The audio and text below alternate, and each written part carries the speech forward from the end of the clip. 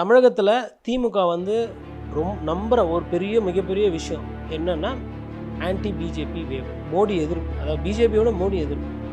அதை வந்து அவங்க அறுவடை தொடர்ந்து செஞ்சுக்கிட்டே இருக்காங்க. நீங்கள் திருப்பி மறுபடியும் ஆர்எஸ்எஸ் மோடிக்கு 52 இன்ச்சு மார்பு எங்கால் யார் தெரியுமா, அவர் தெரியுமா, இவர் தெரியுமான்னீங்கன்னா அதிமுகவுக்கு நீங்கள் வந்து நம்ப வச்சு கழுத்து இருக்கிறீங்க. ஆல்ரெடி உங்கள் கூட சேர்ந்ததில் தான் அவங்க பாதிப்பு. தமிழ்நாட்டை பொறுத்தவரை ஆர்எஸ்எஸ் வந்து ஒரு அவுட் ஆஃப் த சிலபஸ். அதை வைத்து அவங்க வந்து ஒரு கேள்வி கேட்குறாங்க, ஏன் அவங்க எங்களை வழி நடத்துனா என்ன தப்பு அப்படின்னு கேட்டால், நீங்கள் வந்து அதனுடைய தாக்கம் புரியாமல் நீங்கள் ஒரு அமைச்சராக பேசுகின்ற மாதிரி நான் சொல்லுவேன். எடப்பாடி பழனிசாமி எங்கன்னா ஓட்டு வாங்கி எதனா பஸ் எடுத்துன்னு போய் எதனா பண்ணணும்னு சொல்லி தெருவா சுற்றிட்டு இருக்காரு. பாவம், அதில் மண்ணள்ளி போடணும். தெரியாமல் பண்ணுறாங்களா இல்லை வேணும்ட்டே பண்ணுறாங்க. ஆர்எஸ்எஸ்ன்ற அந்த வார்த்தையை பயன்படுத்தினாவோ இல்லை பாரத் பிரதமர் மோடி அவர்கள் படம், அமித்ஷா படம்லாம் பெருசாக வச்சா அதிமுக அதனால சர்க்கிள் தான். அவங்களுக்கும் தெரியும் திமுகனா அதுக்கு ஒரு பேர் இருக்குது, ஒரு பிராண்ட் இருக்குது. ஐடியா கொடுக்கலாம் யார், திராவிட கழகம். ஆனால் கட்சி எப்படி நடத்தணும், ஆட்சி எப்படி நடத்தணுன்றது திமுக தான். திமுககாரங்க தான் அது தெரியும். அதை பண்ணதுனால தான் அவங்க வந்து திரும்ப ஆட்சிக்கு வராங்க. கிட்டத்தட்ட இன்றைக்கி திமுகவோட நிலைமை என்னென்னா, இங்கே வந்து தொடர்ந்து ஆட்சியில் வந்துட்டாங்க. பத்தாவது பாராளுமன்ற தேர்தலில் 2 வாட்டி ஜெயிச்சாச்சு. அப்போ அவங்க என்ன நினைக்கிறாங்கன்னா, இது வந்து ஒரு நேஷ்னல் லெவல் ரோல் நமக்கு இருக்குது. இங்கேருந்து ஒரு குரல் கொடுத்தா டெல்லியிலேருந்து ஆமாப்பா சொல்லுப்பா என்னப்பா பேசிக்கலாம் இப்படி பண்ணலாம்ப்பா அப்படின்ற மாதிரி ஒரு தோரணை. அந்த தோரணையை நோக்கி அவங்க போகிறாங்க. இப்போ அந்த தோரணைக்கு எடப்பாடி பழனிசாமியால் இப்போ போக முடியுமானா இப்போ போக முடியாது. பவுன்சரை வச்சு இப்படி தூக்கி இப்படி போடுறீங்கள, அவன் அந்த பையன் வந்து அந்த இளைஞனுக்கு வந்து வாழ்க்கைன்னா என்ன தெரியாது, வாழ்வாதாரம் தெரியாது. சோல்றது உட்காந்து கை உடஞ்சிச்சு, இல்லை கால் பிசிறு தட்டிச்சு, வாழ்நாள் பூரா ஊனமாக இருப்பான்ல. மக்களை சந்தித்து அரசியல் பண்ணுறேன்னு சொல்லிட்டு மக்கள்கிட்ட வந்தால் பவுன்சர் வச்சு தூக்கி போடுவான்றீங்க. இப்போ அவங்களும் ஓட்டை தூக்கி போட்டால் இதே மாதிரி ஓட்டு போடாமல். லிபர்ட்டி தமிழ் நேயர்களுக்கு வணக்கம். இன்றைய நேர்காணலில் நாம் சந்திக்க இருப்பவர் பத்திரிகையாளர் கோட்டீஸ்வரன் அவர்கள். வணக்கம் சார். நேயர்களுக்கு வணக்கம். 2026 தேர்தலில் எப்படியாவது ஆட்சியை பிடிக்கும்னு சொல்லி அதிமுக ரொம்ப மும்முனைப்பாக இருக்குது. தாவேக்கா மாநாடு போட்டிருக்காங்க, தேமுதிக பிரச்சாரத்திலலாம் ஈடுபடுறாங்க, சுற்றுப்பயணம் போகிறாங்க. ஆனால் முதலமைச்சர் மு க ஸ்டாலின் அவர்கள் தேசிய அரசியலில் முக்கியத்துவம் பெறுறாரு, பீகாருக்கு போகிறாரு. அதெல்லாம் எப்படி பார்க்குறது? அது ஒரு அரசியல் ஸ்ட்ராட்டஜியாக பண்ணுறாருன்னு பார்க்கலாமா? எப்படி பார்க்கலாம்? காட்டில் வந்து ஒரு வேங்கை இருக்குது, ஒரு சிங்கம் இருக்குது, இல்லை ஒரு புலி இருக்குது, இல்லை ஒரு சிறுத்தை இருக்குதுன்னு வச்சுக்கோங்களேன். ஃபஸ்ட்டு அதோட காட்டுக்குள்ளே இருக்கிற இடத்த வந்து அதை மார்க் பண்ணிக்கும். டெரிட்டரி என்ற ஆங்கிலத்தில் சொல்லுவாங்க. அதோட எல்லைக்கோட்டுக்கு உட்பட்ட அந்த காட்டை வந்து ஆதிக்கம் செலுத்தும்.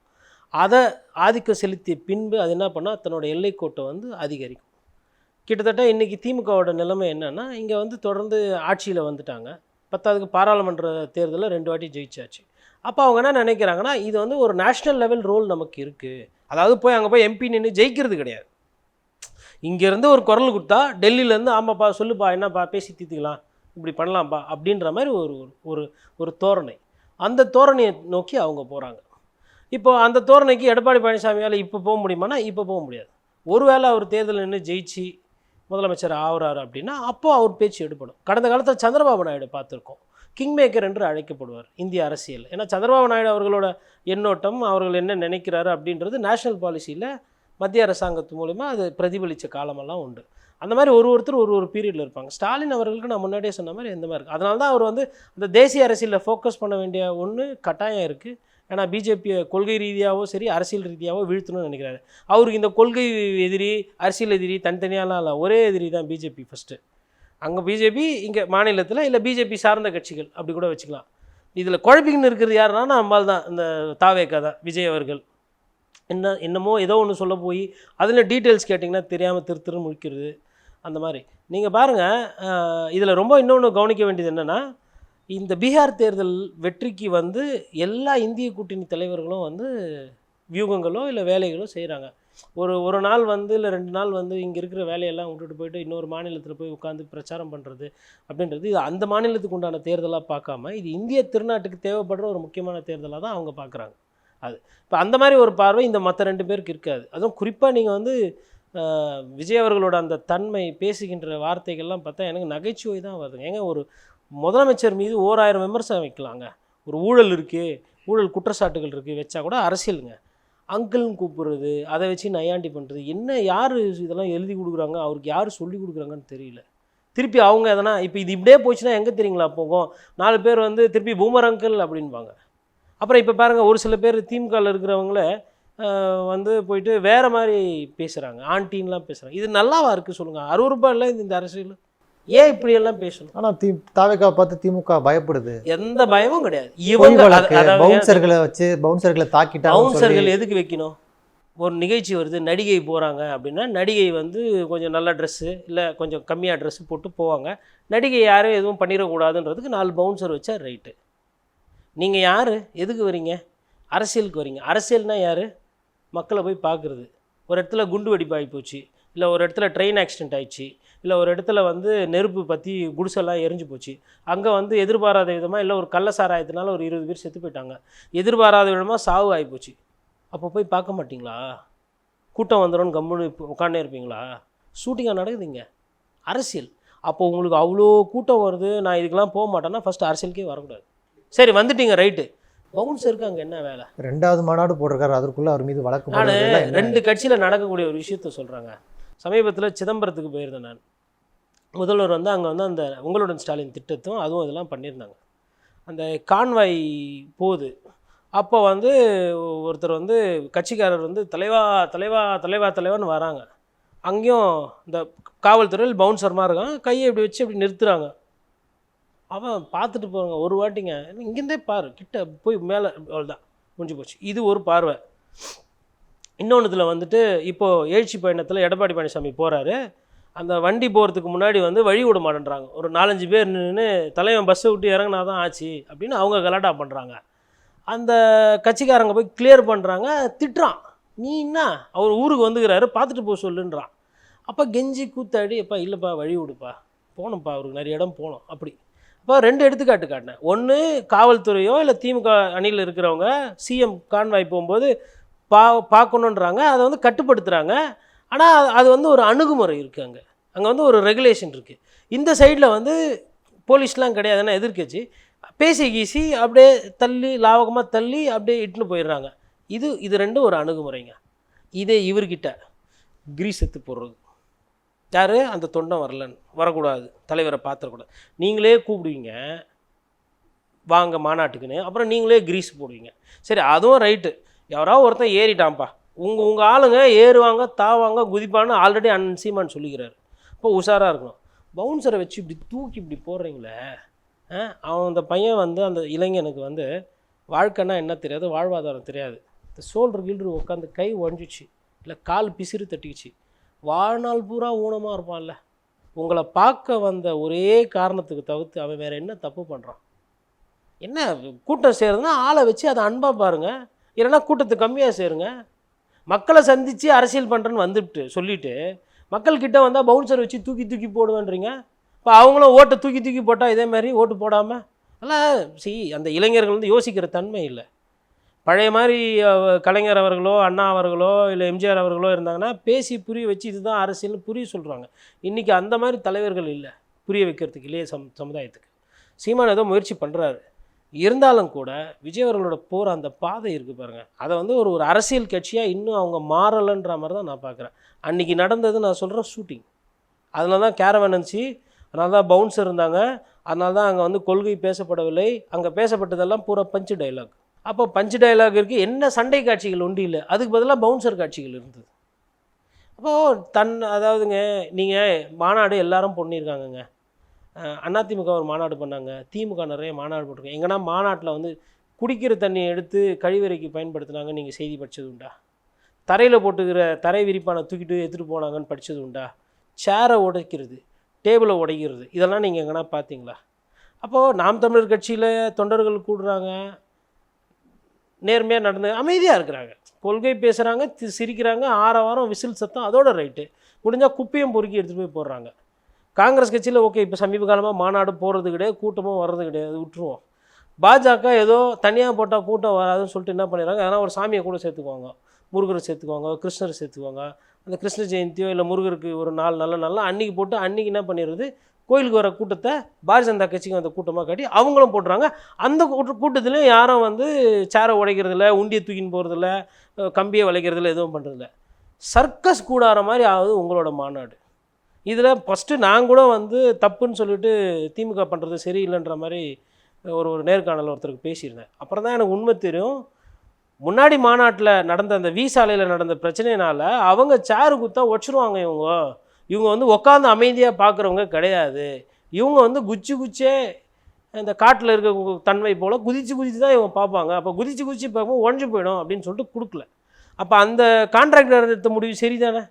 இன்றைக்கி கேரளாலேருந்து எத்தனை கேரளா உதவியது, கேரளா தளபதியோட அந்த இதுக்கு வந்து நின்னது கொண்டது எல்லாம் பேசுனீங்க, ரைட்டு. நீங்கள் என்ன பண்ணீங்க? திருப்பி கேரளாவுக்கு கான்ட்ராக்டக்காரன் சேரை வச்சு கொடுத்து அனுப்பிச்சிக்கிறீங்க. காசு கொடுப்பீங்க, ரைட்டு, அது திருப்பி வாங்கணும். அதுக்கு எங்கள் ஐயா ஜிஎஸ்டி போடுவார். அதுக்கப்புறம் அங்கே இருக்கிற செக் போஸ்ட்டில் இருக்கிற காவல்துறையில் லஞ்சம் வாங்குவாங்க. எவ்வளோ வேலை இருக்குது. உங்கள் கான்ட்ராக்ட் கொடுத்தா ஒரு தப்பு, உங்கள் மாநாடுக்கு வந்தால் ஒரு தப்பு, இவ்வளோ பிரச்சனை இருக்குது. அதனால் இந்த அரசியல் தன்மையெல்லாம் பார்க்கும்போது ஸ்டாலின் அவர்களுக்கு மாநிலத்திலும் சரி தேசியத்திலையும் சரி பண்ணக்கூடிய அரசியலுக்கு அந்த ஸ்கோப் இருக்குது. அதிமுக தலைவரை பொறுத்தவரை நம்ம வந்து அந்த கட்சியினுடைய பொதுச் செயலாளராக இருக்கும். திமுக ஒரு சில திட்டங்கள் இல்லை, குறிப்பாக விலைவாசி, இந்த தண்ணி வரி, சொத்து வரி, கரண்ட்டு பில் இதெல்லாம் ஏற்றுனது மக்களை பாதிக்குது. அதை பற்றி பேசி வாக்கு சேகரிக்கணும்னு அவர் போகிறாரு.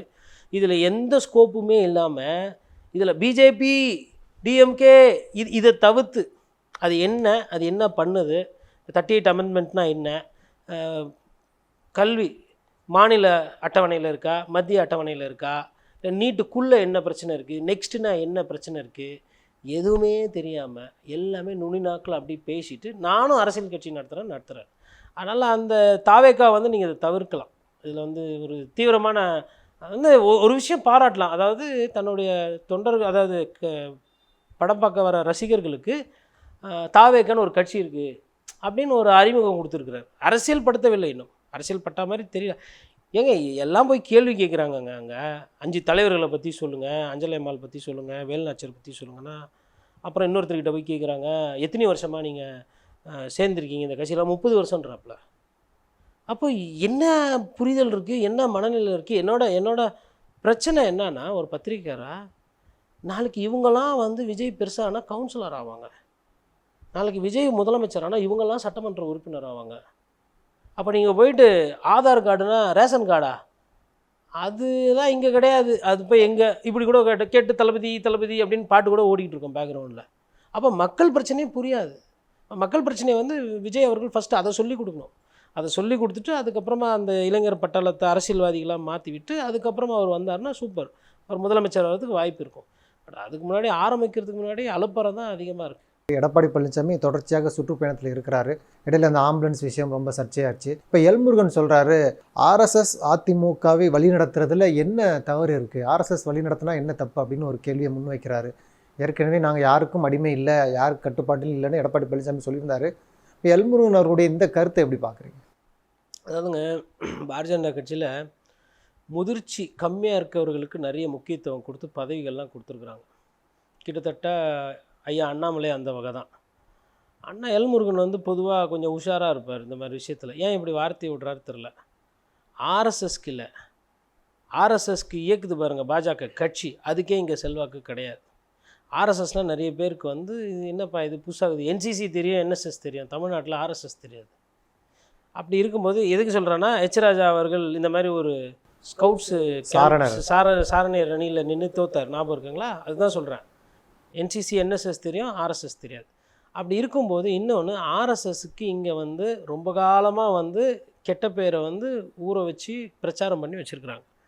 திமுக தலைவர் ஸ்டாலின் கூட்டணியை வைத்தாலும் கூட ஒரு காலத்தில் திமுக வச்சுருக்குறாங்க பிஜேபியோட. அன்றைக்கி வந்து ஆர்எஸ்எஸ் நல்ல இயக்கம்லாம் சொல்லியிருக்காங்க. அவங்களே அதை மறந்துட்டாங்க. அதிமுகவில் போய்ட்டு ஆர்எஸ்எஸ்னால் என்னென்னு கேளுங்க, அவங்க யாரும் சொல்ல மாட்டாங்க, யாரும் பேச மாட்டாங்க. இப்போ திராவிட சித்தாந்தம் என்பது இல்லை, தமிழ்நாட்டை பொறுத்தவரைலாம் ஆர்எஸ்எஸ் என்பது ஒரு அவுட் ஆஃப் த சிலபஸ். அதை வைத்து அவங்க வந்து ஒரு கேள்வி கேட்குறாங்கன்னும் போது, ஏன் அவங்க எங்களை வழி நடத்தினா என்ன தப்பு அப்படின்னு கேட்டால், நீங்கள் வந்து அதனுடைய தாக்கம் புரியாமல் நீங்கள் ஒரு அமைச்சராக பேசுகிறீங்கன்ற மாதிரி நான் புரிஞ்சுக்கிறேன். இப்போது எல்முருகன் அவர்கள் போன முறை நின்னார், தோற்று போயிட்டார். அதுக்கு முன்னாடி வாட்டி நின்னார், தோற்று போயிட்டார். தொடர்ந்து எல்லா பிஜேபிக்காரங்களும் தோக்கிறதுக்கு வேண்டி இந்த மாதிரி பண்ணுறீங்களா? தமிழகத்தில் பிஜேபி நீங்கள் வளர்க்கணும்னா அது தமிழ்நாட்டுக்கு ஏற்ற மாதிரி ஒரு ஒரு ஒரு கட்டமைப்பு, அதற்கேற்றார் போல் ஒரு பிரச்சாரம் அப்படி வச்சு தான் வளர்க்க முடியும். ஆர்எஸ்எஸ் சொல்கிற விஷயத்தெல்லாம் அப்படியே எடுத்துகிட்டு வந்து நீங்கள் இங்கே செஞ்சீங்கன்னா தமிழ்நாட்டில் வளர்ச்சி கிடையாது. மக்களுடைய தன்மை மாநிலத்துக்கு மாறும். எடப்பாடி பழனிசாமி அவருடைய சமீபத்திய பேச்சுக்கள்லாம் அப்படி தானே இருக்குது. இப்போ இந்த கோயில் அந்த பணத்தை எடுத்து நீங்கள் அதில் வந்து 2 வித்தியாசம் இருக்குது. அப்படிங்கும்பொழுது ஒரு சந்தேகம் வருது. எடப்பாடி பழனிசாமி அவர்கள் வந்து இந்த விஷயத்தில் வந்துட்டு பார்த்தீங்கன்னா அவர் சொல்கிறது என்னென்னா, திருவாளர் அமைச்சர் சேகர்பாபு அவர்களோட பெருமை பேசுகிறேன். நீங்கள் வாங்க, என்ன கூட வாங்க, எனக்கு வந்து பெரிய இறை நம்பிக்கை இருக்கா இல்லையன்றதெல்லாம் தாண்டி இருக்கும். நம்ம போவோம், திருவண்ணாமலை கோயிலுக்கு போவோம், திருச்செந்தூர் கோயிலுக்கு போவோம். எவ்வளவு வந்து ஜனங்க கிட்ட சாமி கும்பிட வரவங்க கிட்ட வாசலில் வந்துட்டு மறைமுகமாக கையூட்டு பெற்று எவ்வளோ காசு வாங்கிட்டு எப்படி சைடில் மற்றவங்கள காத்திருக்கிறவங்கள காக்கவே வச்சு 5 மணி நேரம் 8 மணி நேரம் எவ்வளோ கொடுமை நடக்குதுன்னு நம்ம பார்ப்போம். அது மாதிரி கோயில் காசு கோயில் விஷயன்றது அது தனி, நம்ம அதுக்குள்ளேயே போக வேணாம். அதுக்கும் தமிழக அரசுக்கு என்ன கேட்டால் பெரிய சம்பந்தம். மாநாட்டில் எடுக்கக்கூடிய தீர்மானங்களும் எடப்பாடி அவர்களுடைய பேச்சும் ஒரே மாதிரியாக இருக்குது. அதாவதுங்க, நீங்கள் வந்து ரெண்டுத்தையும் பிரிக்க முடியாது அப்படின்றதுக்கெலாம் நான் சொல்லலை. பிரித்து அரசியல் பண்ணால் கடந்த காலத்தில் அதிமுக திமுக பண்ணியிருக்காங்க. அவர் வந்து கோயில் காசை எடுத்து இதுக்கு முன்னாடி யாரும் பண்ணாத ஒரு விஷயத்தை சேகர்பாபு மீது அவருக்கு நம்பிக்கை. இவர் கண்டிப்பாக திருட்டுத்தனம் பண்ணுவார், இவர் கண்டிப்பாக ஊழல் எதனா பண்ணிடுவார். ஏன்னா அவர் லட்சணம் அதிமுக ஆட்சி காலத்திலே பண்ணியிருக்காங்க. நடக்கும், எல்லார் காலத்திலையும் நடக்கும். இல்லை, கோயில் பணத்தை எடுத்து கல்லூரி அதிமுக கோயில் பணத்தை எடுத்து இல்லை, கான்ட்ராக்டருக்கு காசு போயிருக்கோம், தப்பு தண்டா நடந்திருக்கும். நான் இல்லைன்னு சொல்லலை. லட்சணம் யார்கிட்ட இருக்குன்னு இருக்குல்ல. இப்போ இவர்கிட்ட பேர் என்னது, நம்ம தங்கம் தென்னரசு இருக்கார், அவர்கிட்ட இருக்குது கோயில் நிர்வாகத்துறை. இல்லை பிடிஆர் பழனிவேல் தியாகராஜன் கிட்ட இருக்குது.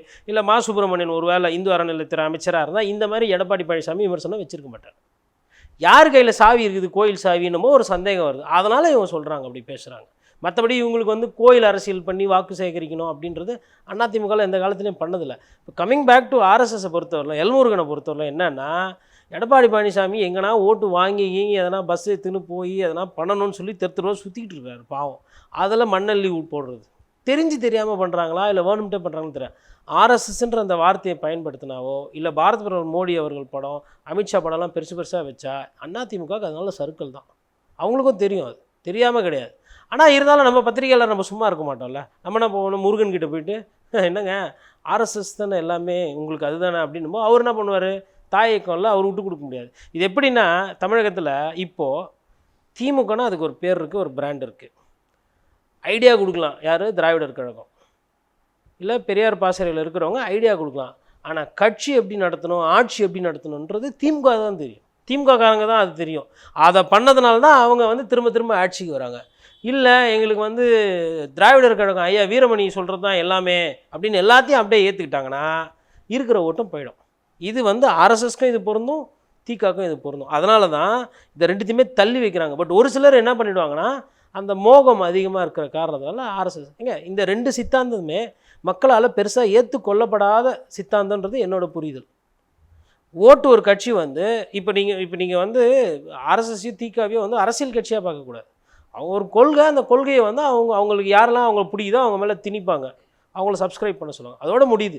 மற்றபடி அந்த ஆர்எஸ்எஸ்ஸை கொண்டு வந்து நீங்கள் தமிழ்நாட்டில் அதனால் என்ன தப்பு, அதனால் அதிமுக என்ன, எம்ஜிஆர் வந்து சாமி கும்பிட்டாரு, அம்மையார் ஜெயலலிதா சாமி கும்பிட்டாங்க, அதனால் அவங்க ஆர்எஸ்எஸ் கிடையாது. ஃபஸ்ட்டு அதை புரிஞ்சுக்கணும். சமூக நீதி பேசிட்டு 69 புள்ளி ரிசர்வேஷன் தூக்கி ஒரு கட்சி போகுது அப்படின்னா அது ஆர்எஸ்எஸ்க்கு நேர் எதிரான பார்வை. என்றைக்குமே வந்து ஒரு கோயிலுக்கு ஒரு மாதிரியும் ஒரு பள்ளிவாசலுக்கு ஒரு மாதிரியும் இல்லை ஒரு சர்ச்சுக்கு வேறு மாதிரியும் இங்கே இருக்க தலைவர்கள் பார்த்த மாதிரி எனக்கு தெரியல. எல்லா தலைவரும் சொல்கிறேன் நான். இங்கே அந்த பிரச்சனை இங்கே கிடையாது. அப்படி இல்லாத ஒரு பிரச்சனையில் வரும்போது தேவையில்லாமல் ஆர்எஸ்எஸ் நீங்கள் வந்து சொருவுறதுன்றது தேவையில்லாத ஒரு வாதம். மறுக்கலை எடப்பாடி பழனிசாமி எப்படி மறுப்பார்? மறுப்புனா பிரச்சனை வரும்ல. இப்போ அவர் மறுத்தாருன்னு வச்சுக்கோங்களேன், கூட்டணியில் விரிசல் அப்படின்னு நீங்கள் வாதம் பண்ணுவோம், தலையங்க வைப்பாங்க. அதுக்கு பயந்து எத்தனை விஷயத்துக்கு தாங்க எடப்பாடி பழனிசாமி பயப்படுவார். ஒரு சைடு அமலாக்கத்துறை இருக்குது, ஒரு சைடு இன்கம் டேக்ஸ், எல்லார் மேலேயும் கேஸ் இருக்குது, அவங்க முன்னாள் அமைச்சர்கள் மீதும் இருக்குது. ஒரு சைடு மாநில அரசாங்கம் வேறு, கவர்னர் வந்து இன்னும் இது கொடுக்கல, அதனால் நாங்கள் எப்போ வேணால் வழக்கு பதியப்பட்டு இது பண்ணோம். இப்போ எதுக்கு வார்த்தையை விட்டு பேசுவானா, எதுக்கு தேவையில்லாத விமர்சனம் போவோம். அவரை பொறுத்தவரை என்னென்னா, மக்களை காப்போம், தமிழகத்தை மீட்போம், வாக்களிங்கள், ரெட்டையிலே, அந்த மாதிரி ஒரு 10 விஷயத்துக்குள்ளேயே அவர் அடக்கிக்கிட்டு அரசியல் பண்ணிட்டு போகிறார். அப்படி இருக்கும்போது தேவையில்லாத எல்முருகன் வந்து இழுத்து விட்றாரு அவரை. பாவம், அவரோட அந்த நெடிய பயணம் இருக்குது பார்த்தீங்களா, அதெல்லாம் வந்து இந்த மாதிரி விஷயங்கள்லாம் பாஜக தலைவர்கள் யாருன்னா பேசிட்டாங்கன்னா அதெல்லாம் வந்து அடிபடும். ஏன்னா தமிழகத்தில் திமுக வந்து நம்புகிற ஒரு மிகப்பெரிய விஷயம் என்னென்னா ஆன்டி பிஜேபி வேவ், மோடி எதிர்ப்பு, அதாவது பிஜேபியோட மோடி எதிர்ப்பு. அதை வந்து அவங்க அறுவடை தொடர்ந்து செஞ்சுக்கிட்டே இருக்காங்க. நீங்கள் திருப்பி மறுபடியும் ஆர்எஸ்எஸ் மோடிக்கு 52 இன்ச்சு மார்பு, எங்கால் யார் தெரியுமா, அவர் தெரியுமா, இவர் தெரியுமான்னீங்கன்னா அதிமுக நீங்கள் வந்து நம்ப வச்சு கழுத்தறுக்கிறீங்க. ஆல்ரெடி உங்கள் கூட சேர்ந்ததில் தான் அவங்க பாதிப்புள்ள இருக்குது. அதுதான் அங்கே போய் நிற்கும்.